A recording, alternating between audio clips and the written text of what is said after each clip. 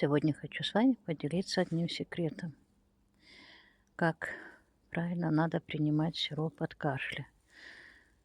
При приеме сиропа от кашля нельзя пить и запивать в течение 30 минут, потому что сироп от кашля, он сразу попадает в легкие и начинает свои лечебные свойства.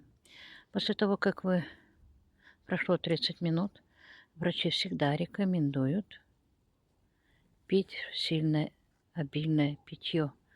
Не только для того, чтобы отходили мокроты, но и для того, чтобы вывести этот препарат от кашля, потому что он очень сладкий.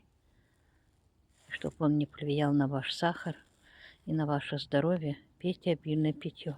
Не только для мокрот, но и для того, чтобы вывести сахар.